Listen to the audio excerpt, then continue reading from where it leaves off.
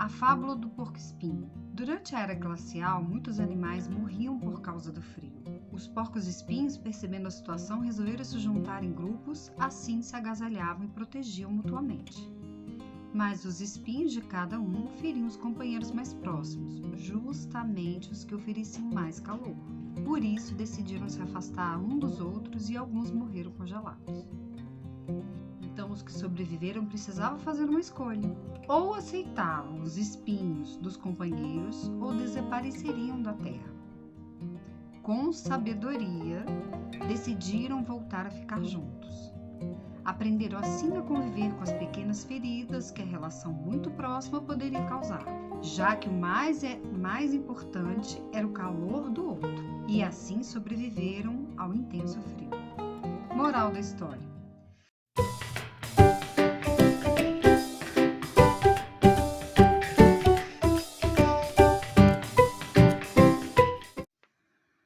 olá, eu sou Juliana Rossetti e hoje eu vou contar a fábula do porco-espinho, que tem tudo a ver com o que a gente está vivendo hoje e, de alguma forma, é atemporal essa fábula, porque ela vai falar de relacionamentos. E o intuito é que você, pai, que você, professor, consiga ter uma compreensão de fato das relações, de como você está se relacionando com seu filho, de como você está se relacionando com seu aluno, de identificar as dificuldades dessas relações, porque elas podem e elas existem, né? Então, se a gente consegue identificar, a gente reconhece e a gente tem a chance de mudar. Essa fábula, ela cai bem porque ela vai mostrar a dificuldade que se encontra naquele momento e depois como eles conseguem atravessar isso, superar essa dificuldade e ficar bem. Então, eu vou ler aqui para vocês, para eu poder passar ela integral e direitinho do jeito que ela é. Depois eu vou falar mais da importância e da moral da história mesmo, de como que isso pode ajudar a gente nas nossas relações, a gente a construir as relações saudáveis, produtivas e a gente construir e manter isso, ok? Então vamos lá. A fábula do porco-espinho. Durante a era glacial, muitos animais morriam por causa do frio. Os porcos-espinhos, percebendo a situação, resolveram se juntar em grupos, assim se agasalhavam e protegiam mutuamente.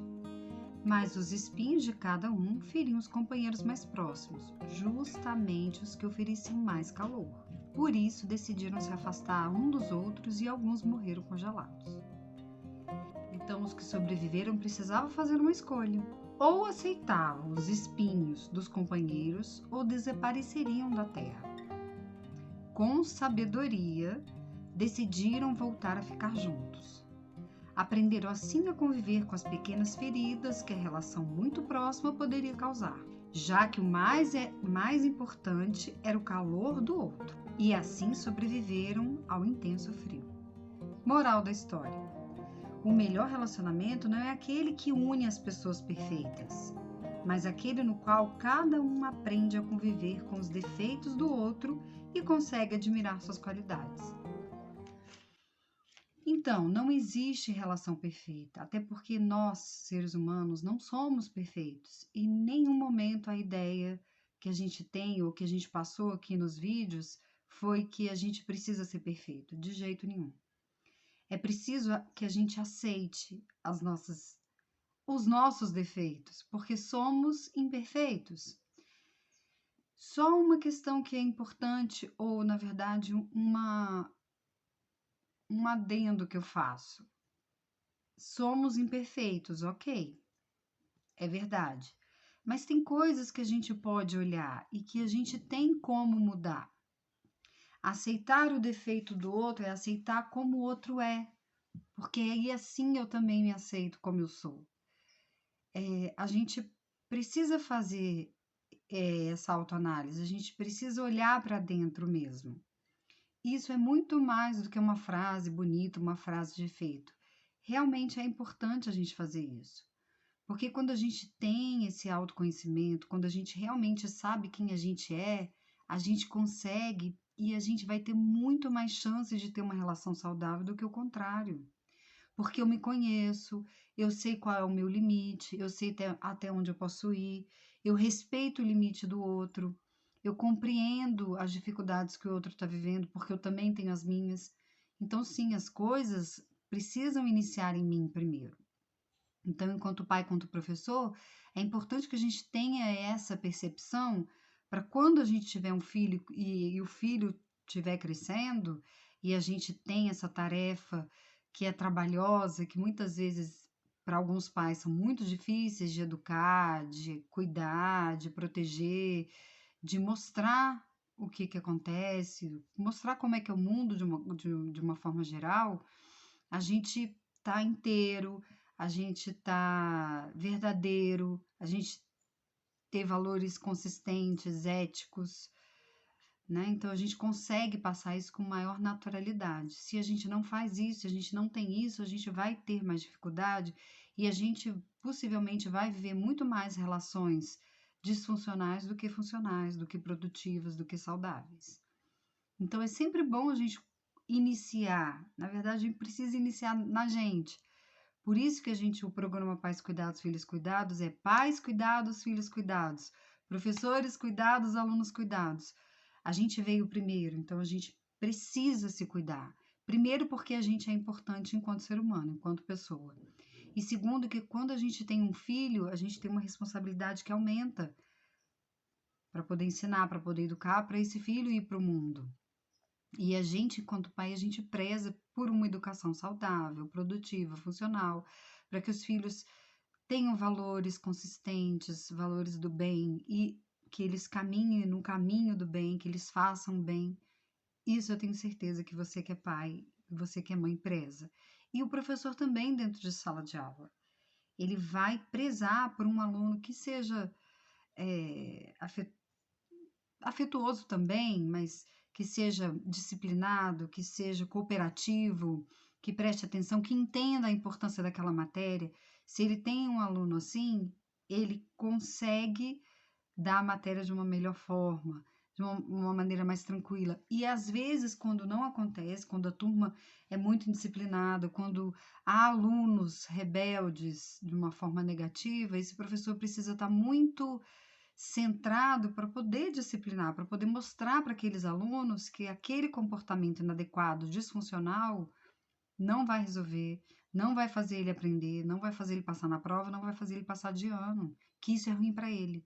Então, esse professor que está integrado, né, que está centrado, que sabe de si, que conhece os seus defeitos, as suas dificuldades, ainda assim consegue passar a matéria, consegue ser íntegro, ser justo, ser colaborador, ser compreensivo, ser afetuoso, porque a gente precisa de afeto sempre, mesmo que seja no ambiente de trabalho, sim. Então, as relações começam e se mantêm saudáveis, funcionais, produtivas. Por que é importante, voltando lá para a fábula do porco-espinho, por que é tão importante a gente poder aceitar o defeito do outro? Porque senão a gente não consegue conviver. E como nós somos seres de convivência, somos seres relacionáveis, é necessário que a gente faça isso, é necessário que a gente viva isso, que a gente tenha isso dentro da gente como uma verdade, como uma coisa natural.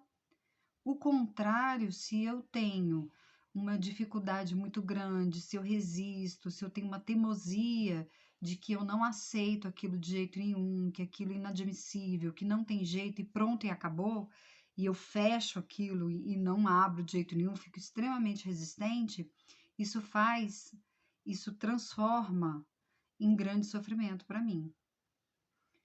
Muito sofrimento, na verdade. Quando a gente tem uma resistência muito grande, quando a gente é inflexível, quando a gente é muito, como eu posso dizer, quando a gente não dá o braço a torcer, quando a gente acha que a gente não está errado nunca, quando a gente acha que a gente sempre tem a razão, né? E aí pode ser que eu seja uma pessoa muito autoritária, e autoritarismo traz muito isso, uma inflexibilidade, que eu estou certa e o outro está errado. Então, isso tudo Ao contrário de alguém que possa pensar que não, eu não sofro com isso. Sim, você sofre com isso. Muito, e não é pouco, né? Quando eu não consigo ter uma tolerância com o outro, possivelmente eu já não tenho comigo. E às vezes isso passa desapercebido, né? Às vezes a pessoa é intolerante, é muito rígida, inflexível, e ela acha que é com o outro. Ela não acha que é com ela. Gente, mas não tem como a gente agir de uma forma com o outro antes que a gente não haja com a gente. Então a gente faz isso primeiro com a gente. Então as pessoas que se encontram nesses padrões de inflexibilidade, intolerância, elas sofrem muito e elas não aceitam o defeito, a dificuldade do outro. É muito difícil. Então são pessoas muito difíceis e as convivências ficam muito difíceis. Elas ficam possíveis? Ficam, mas elas ficam num possível muito duro, muito doloroso, com muito esforço. Então a gente não quer isso e a gente não precisa viver isso. Então, quando a gente pode aceitar que o outro é diferente, porque todo mundo é diferente, cada um é um, somos indivíduos individuais, eu começo a ter esse trabalho dentro de mim e abrir, de ter uma flexibilidade, primeiro comigo, porque aí pode ser que eu comece a perceber o tanto que eu sou inflexível comigo, o tanto que eu sou dura comigo, e aí eu começo a olhar para o outro. Porque às vezes eu apontando muito para o outro, eu não enxergo como eu sou e como eu me sinto, como eu realmente me comporto, porque eu fico sempre olhando para o outro. Então, quando a gente tem essa inflexibilidade, possivelmente eu vou me tornar uma mãe inflexível, um pai inflexível, duro, rígido, com regras que são inabaláveis, que não podem ser contestadas, né? E muitas vezes isso não tem resultado bom. A gente pode conversar sobre, e isso é diferente do pai perder a autoridade, não é isso. Pai é uma figura de autoridade, ele precisa ser, mas ele pode ser com assertividade, com congruência, com intensidade e com discernimento, com justiça e não com autoritarismo, com violência, com agressão, com irritabilidade. É diferente. Então, aceitar o outro, aceitar o defeito do outro, aceitar a dificuldade do outro, me ajuda até a olhar para as minhas. Né? Vamos parar para pensar aqui. Às vezes a gente não aceitou em determinado momento da nossa vida uma pessoa porque ela fez uma coisa e eu não aceito de jeito nenhum. E aí passa um tempo, eu paro para pensar, ou eu vou viver uma situação que uma pessoa não aceita de jeito nenhum uma coisa que eu fiz e que aquilo não tem perdão, não tem jeito, é inflexível, não vai mudar de ideia. Então eu começo a viver uma coisa que eu já tinha feito com outra pessoa. Pode ser que aí eu pare para pensar e pense e reflita. Realmente eu vivi isso e nem me dei conta. Agora eu tô vivendo na pele o que eu fiz a outra pessoa viver. Que eu era inflexível, que eu não dei chance, que era aquilo e acabou, que aquilo não tinha mais jeito. E isso é muito duro, né? Por que que não tem mais jeito? Por que que é isso pronto e acabado? Então isso é uma inflexibilidade, isso é muito doloroso para quem faz e para quem sente, né? É para o agente e para o receptor. Se eu faço isso com alguma pessoa, eu vou sofrer o outro também.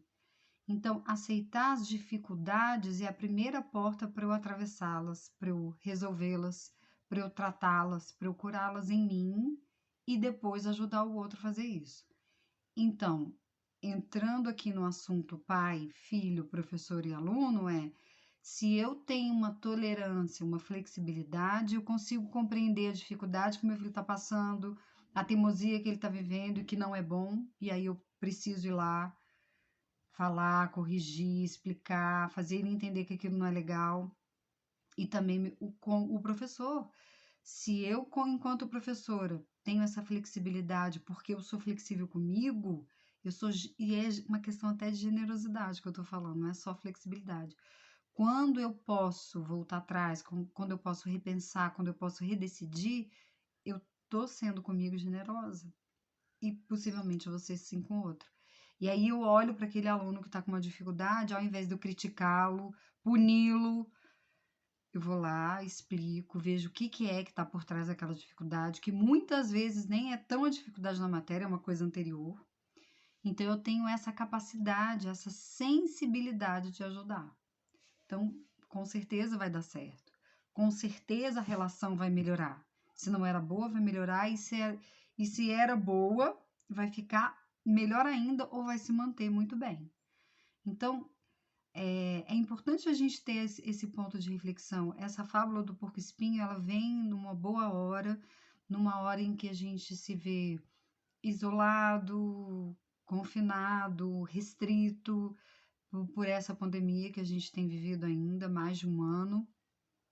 E a gente pode não ficar como o porco-espinho lá no início, que um estava perto do outro, só que o espinho machucava o outro e eles resolveram se afastar. A gente já entendeu com essa pandemia que o isolamento social é muito danoso para a nossa saúde mental. A gente, enquanto ser humano, não tem como ficar isolado das pessoas, das situações, do mundo, principalmente das pessoas. Isso não é bom para a gente.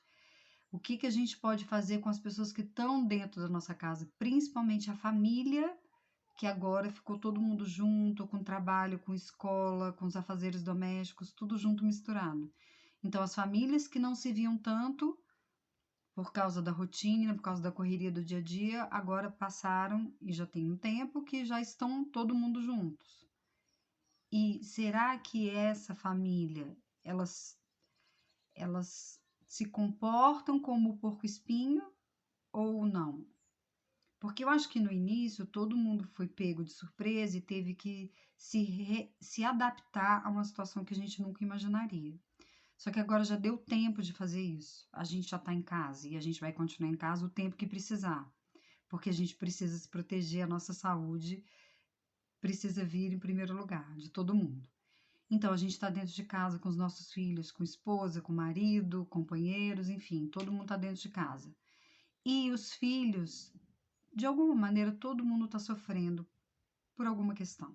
Todo mundo está aí com alguma questão, com alguma dificuldade, uns mais, outros menos. As crianças, os adolescentes, os adultos, os idosos, todo mundo.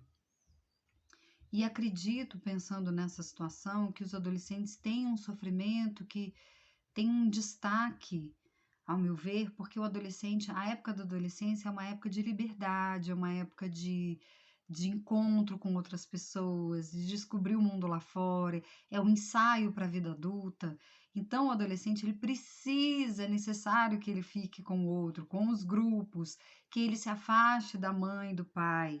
É um afastamento natural da ocorrência que é a entrada da adolescência. E aconteceu a pandemia e isso não é mais possível, ou é muito menos, né?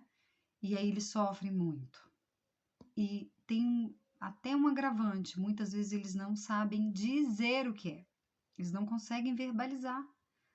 Então a gente, enquanto pai dentro de casa, pode ajudar nesse sentido de ter essa compreensão, de poder entender o que está acontecendo no aqui e agora. Então, no momento que eu entendo o que está acontecendo aqui e agora, eu conecto o meu adulto e aí eu vou colocar aqui os diagramas para a gente, de novo, poder entender como a análise transacional ajuda a gente na questão do autoentendimento, de como a gente se comporta, de como a gente age e de como a gente faz isso com o outro.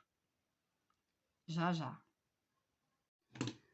Então, voltando aqui, agora eu tô com o flipchart aqui para mostrar para vocês. Vamos voltar lá para a fábula do porco-espinho e eu vou fazer o diagrama do estado de ego, que o estado de ego representa as partes do nosso ego.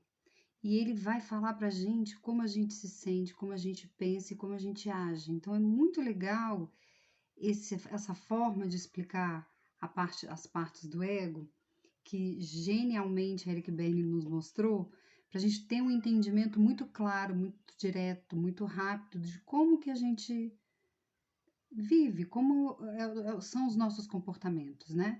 Porque aí a gente vai ter a chance de mudar o que não tá bom, a chance de mudar repetições que a gente às vezes nem se dá conta.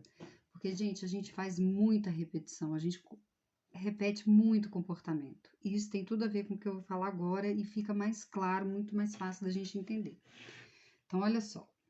A fábula do porco-espinho dizia que na era glacial existia muito frio, os porcos-espinhos resolveram então ficar juntos para eles não morrerem de frio. Só que o que aconteceu? Quando eles se juntaram, os espinhos, um espinho feriu o outro e aí machucava, e aí eles resolveram que não podia ficar mais juntos porque eles se machucavam mutuamente. Só que o que aconteceu? Eles se separaram e muitos morreram de frio congelados. Então, aqui, quando a gente faz os diagramas, são os estados do ego, que são as partes do ego.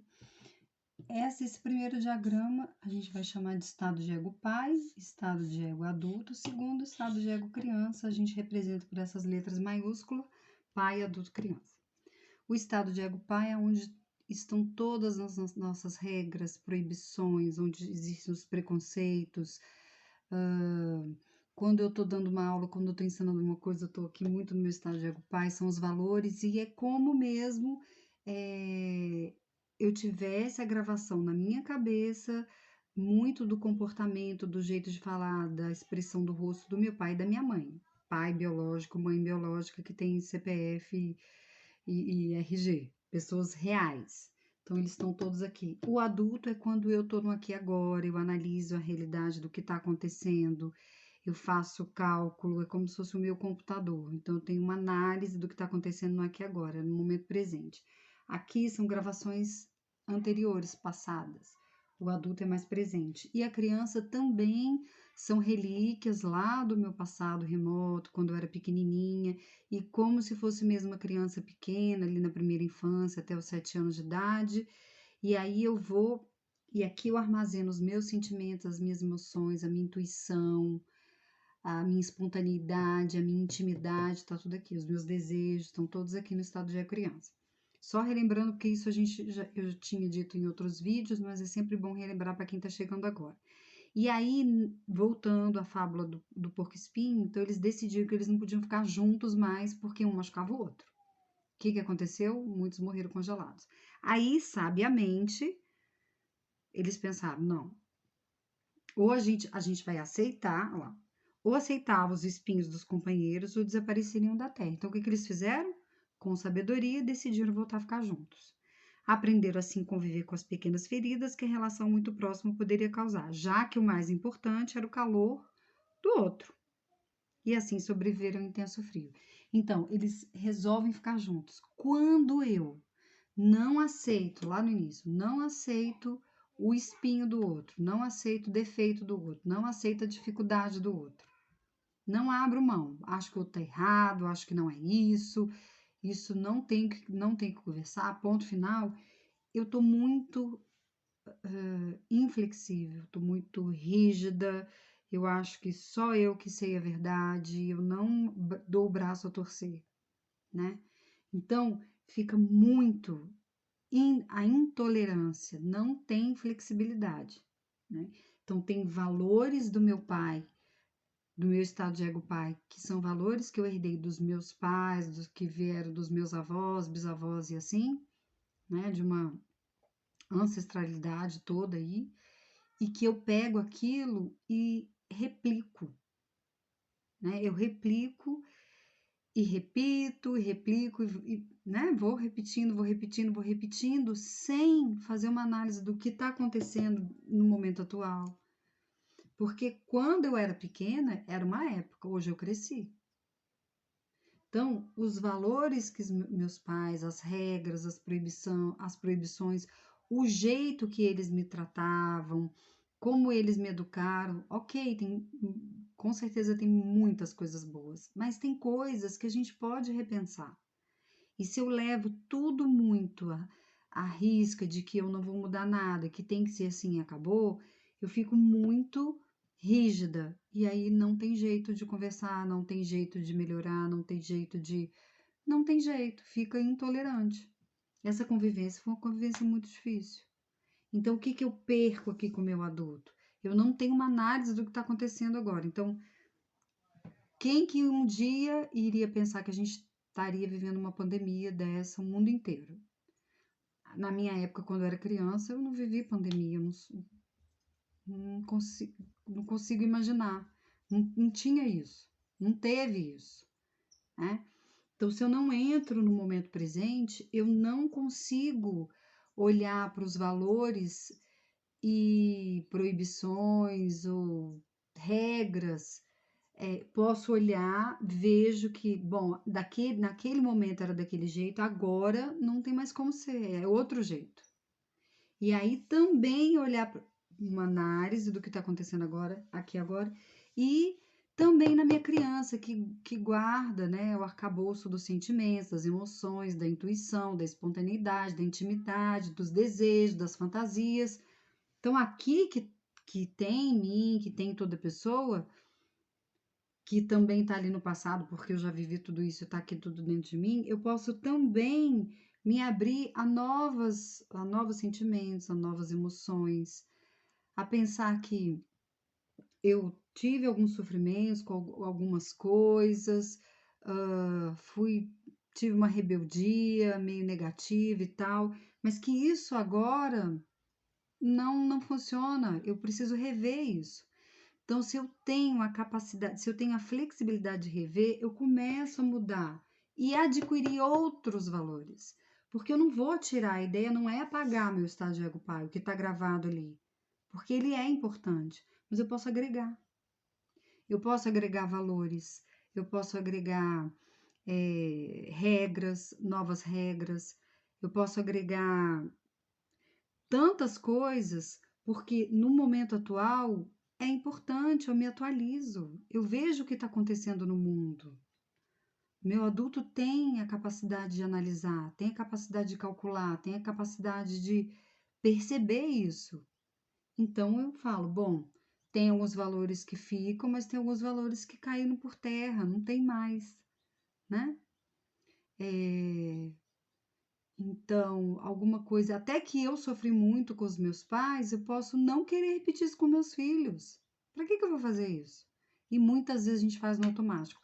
Para que as coisas não caiam no automático e passe sem eu perceber, ou que eu não queira ver, é importante parar para pensar nisso. Porque vai ser a chance da gente mudar o que não tá bom. E aí a minha criança, meu estado de ego criança, vai ficar mais satisfeito. Porque se eu tô numa relação que não é legal, que é disfuncional, que é improdutiva e às vezes tóxica, porque aí com essa análise eu vou perceber, com esse conhecimento que eu tô passando para vocês, com aprofundamento a gente percebe, a gente tem a chance de falar não, de colocar o limite, né? O meu pai vai me dar o limite e eu vou obedecer. Então, a criança não vai ficar mais uma rebelde negativa, porque tem uma parte da minha criança que ela pode ser rebelde sem causa.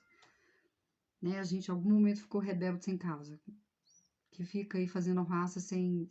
Não tem necessidade, só para fazer zoeira. Então, não. Então, eu vou aceitar e vou ficar satisfeita. E eu entro na minha criança livre de uma maneira positiva para ficar agradecida, para ser feliz, para usufruir, para desfrutar da vida que está aqui e que tem muitas coisas boas. Então, apreciar uma coisa com um valor novo, com uma conduta nova. Então, quando a gente não aceita a dificuldade do outro, eu tenho um pai, um estado de ego pai muito rígido e que não aceita regra nova, não aceita conduta nova, é aquilo que foi dito e acabou. E a minha criança fica aprisionada porque o pai tem muita influência com a criança e o meu adulto não entra no aqui e agora, não entra para analisar o que está acontecendo aqui agora. É como se ele diminuísse a força dele, ele não vai desaparecer. Mas o que vale é o que está no passado, nas gravações do meu pai e da minha mãe no passado, e aí os sentimentos também ficam lá no passado, porque tem a ver com essas gravações aqui. Então, quando eu não aceito de jeito nenhum que o outro me espete, que o espinho do outro vai me machucar, eu tô numa rigidez e que eu com certeza sofro demais. E eu vou passar esse sofrimento pro meu filho e eu vou passar esse sofrimento pro meu aluno, porque eu estou sofrendo. A gente só dá o que a gente tem. Então, se eu tenho sofrimento muito mais do que alegria, eu vou passar sofrimento, eu vou dar sofrimento. Não tem como ser diferente. Essa é a matemática, essa é a conta que vai acontecer. O contrário não tem como. Então, quando eles perceberam que eles tinham que se afastar porque eles não queriam suportar a dor do espinho do outro, eles viveram a experiência de alguns morrerem congelados. Então, eles pensaram, bom, então a gente vai ter que ficar junto mesmo. Como que a gente vai sobreviver a esse frio intenso? Então, a gente vai ficar junto. E a gente vai tolerar, a gente vai dar um jeito, né, de ficar junto, mas não machucar tanto que a gente vai dando conta até o frio passar, né? Essa aí na fábula do porco-espinho. Então a gente fica junto, a gente tá junto, porque família é para ficar junto, né? A gente tem os nossos filhos, a gente preza por família para ficar junto. Claro que daqui a pouco os filhos vão embora, mas enfim, até lá todo mundo tá junto. E que esse junto seja saudável, que esse junto seja produtivo. É diferente de ser perfeito. Não é uma perfeição que a gente preza, mas sim uma saúde. Uma saúde de que cada um é um e que a gente pode respeitar dentro do que se pode respeitar, porque quando a coisa passa do limite, pai e mãe precisa falar para o filho, porque geralmente não é ele que vai entender, é a gente, porque a gente veio primeiro, principalmente quando se trata de criança e de adolescente. Então a gente fala, porque a gente está ali para isso, para orientar, para conduzir, para falar o que está certo, o que está errado, o que tem que ser feito, o que não tem, né? Então aí a gente aprende e a gente aceita. Aceitando, a gente começa a ter uma flexibilidade. Então a minha criança que estava aprisionada lá naquele pai antigo, naquelas gravações ou naquela coisa que nada podia mudar, que era inflexível, começa a ficar livre. Aí eu começo a ficar mais feliz, satisfeito, porque eu posso conversar, eu posso ter um diálogo, eu posso entender, meu pai me escuta, ele não tá entendendo o que eu tô falando, porque quando eu vou falar, ele já fala não. Antes do menino falar, o pai já fala não, né? Então, calma, vamos ouvir primeiro, vamos ser tolerante, vamos ser flexível. Assim a gente consegue transformar essas relações inflexíveis em relações flexíveis e saudáveis. E que são produtivas, que a gente vai colher frutos bons, né? E aí a gente fica satisfeito. E aí meu adulto também se liberta, porque ele vai olhar o que está acontecendo agora. Qual é o ano que a gente está vivendo? O que está acontecendo no mundo? O que está acontecendo no país que a gente mora? O que está acontecendo na cidade que eu moro? A economia, o social, as famílias, enfim, tudo. Então eu vou ter essa capacidade de analisar e tomar decisões, porque eu vou ter isso tudo conectado, que a gente fala que é integrado. Então a energia vai fluir para os três estados do ego. Aqui não é, aqui pega aqui, né? Então olha lá. Então é um adulto integrado que tem um pai, que existem regras, claro, tem muitas coisas guardadas que são boas do meu pai e da minha mãe e que eu vou levar para o resto da minha vida. Só que tem outras coisas que caíram por terra, então eu abro mão e trago outras. E aqui muitos sentimentos, muitas coisas que foram ruins, eu posso não querer mais viver. Então eu trago outros sentimentos, eu renovo com as condutas aqui, eu renovo e me sinto bem, me sinto melhor. Então, tudo vai fluir. Então, a energia precisa fluir nos três estados do ego, para que não fique assim, para que não fique assim, para que não fique assim. É a catexia que é a energia, né? Às vezes eu sou uma pessoa muito autoritária, eu estou muito aqui no meu estado de ego pai, então sou inflexível, eu não aceito que o espinho do outro me fira, né? Que a dificuldade do outro venha a mim. Então eu sou muito autoritário, eu não quero saber. Eu é que sei. Então, ó, é muita energia que só, e como se esses aqui diminuíssem. Eles existem, mas eles não têm muita energia.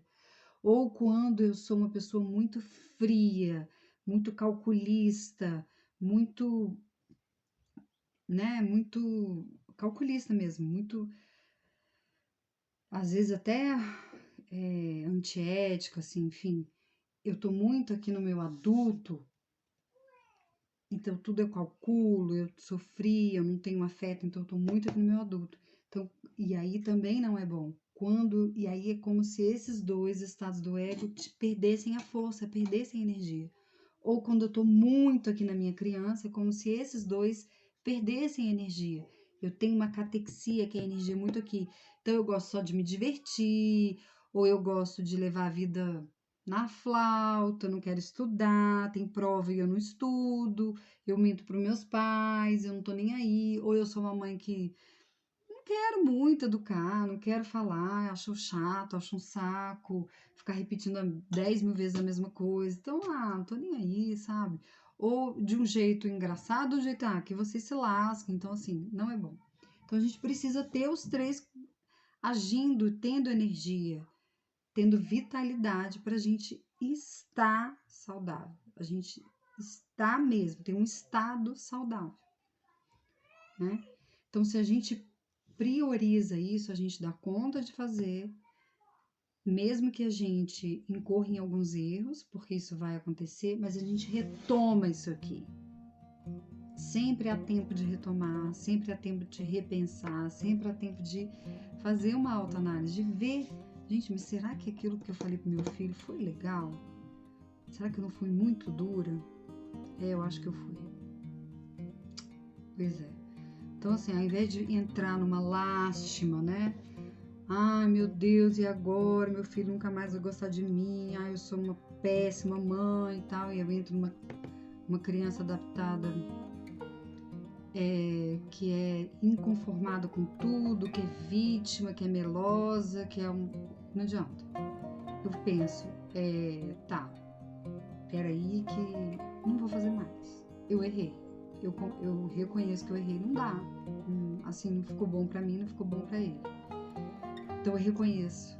Enquanto professor, às vezes sou muito autoritário, tem que ser do meu jeito, quem manda aqui sou eu, tô fora de sala, não quero discutir e é zero na prova, sabe? Esse jeito mais duro. Eu posso repensar, posso refletir, posso ter agido assim, mas agora não tem mais sentido eu fazer isso. Então sempre há tempo.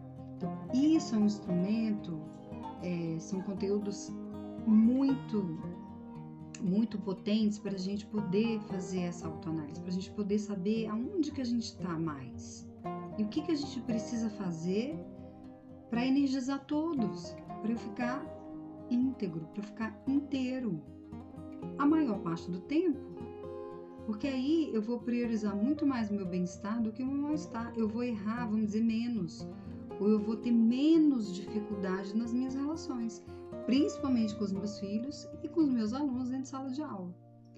Então, é isso que eu queria mostrar para vocês. A fábula do porco-espinho, ela é muito atual, ela serve para a gente realmente pensar o que a gente não quer tolerar, o que a gente quer distanciar e como que a gente fica com isso, né? Porque às vezes a gente toma uma posição de que não quero falar, não quero aceitar e ponto final, e a gente fica mal e não percebe. Então, não é que a gente tem que aceitar tudo, a gente sabe o nosso limite, é importante que a gente saiba, mas às vezes a gente passa por situações que a gente fica teimosa, que a gente não quer dar o braço a torcer porque a gente é muito orgulhoso. E será que isso resolve? Será que isso traz um bem-estar para mim? Acredito que não. Né? Então, fica aí a história, a fábula para a gente ficar aqui refletindo, para vocês refletirem. Né? Serviu muito para mim também, porque eu sou mãe, né? Sou psicóloga e sempre aprendo muito com os meus filhos, aprendo com os meus pacientes. Sou muito grata a eles, que eles me ensinam sempre a cada sessão. E é isso. E a gente se encontra no próximo vídeo. Até lá!